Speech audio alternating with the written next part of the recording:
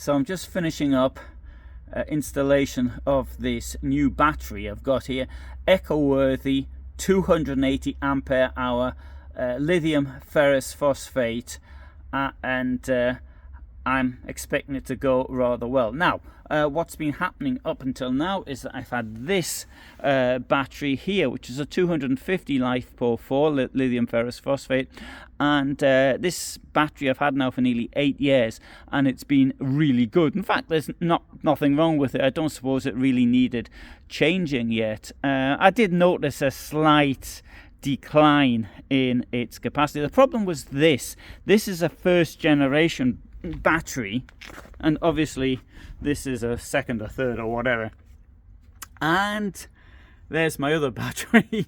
I used to change between the big one and this one here. This is a second generation battery, meaning it heated itself.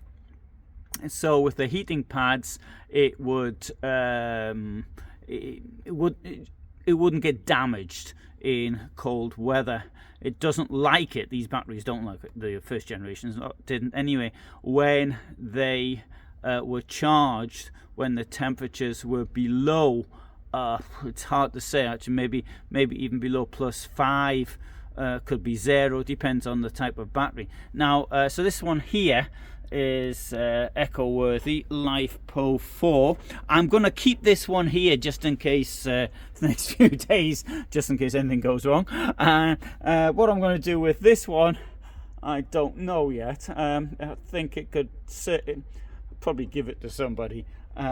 Pity to have it thrown out or something. Right, this thing here says this. It's got well, there's the box it came in. So you want to see an unboxing video, I'm not going to put it back in the box as I usually offer to do. There's the box. It's staying where it is, and it came with a bit of kit, and the interesting things here, it says it's got this anti-swelling device inside. So why design anti-swelling fixture inside? The cells may swell due to overcharging, aging, long storage, high temperature, and other reasons, resulting in reduced capacity, reduced cycle life, and security risks. Therefore, the fixtures needed to tighten the cell to prevent swelling.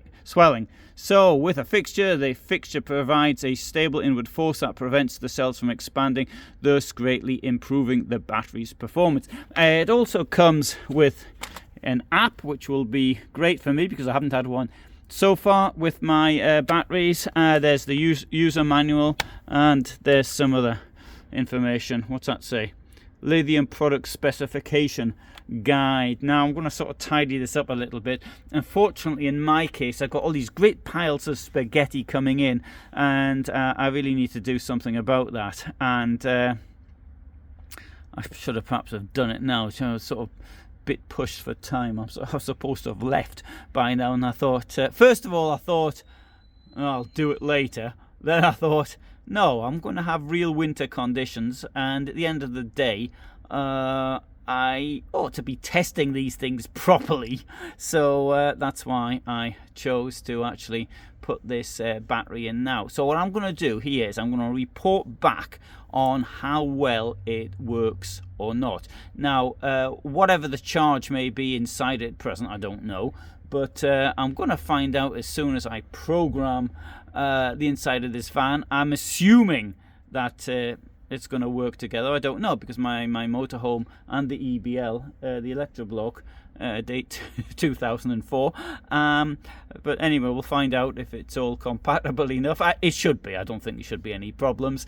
And if there is, of course, I've still got the old battery here, so I better be careful about giving that one away just yet.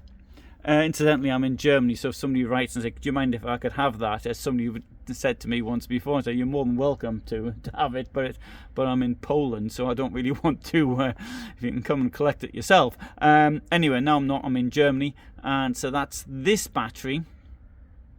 I've got to say this though, since having this, the LiFePO4, the lithium iron phosphate, or lithium ferrous phosphate as I usually say, it's changed my motorhome life completely. And the fact that I can, I wouldn't know how to work without something like this. It's absolutely brilliant.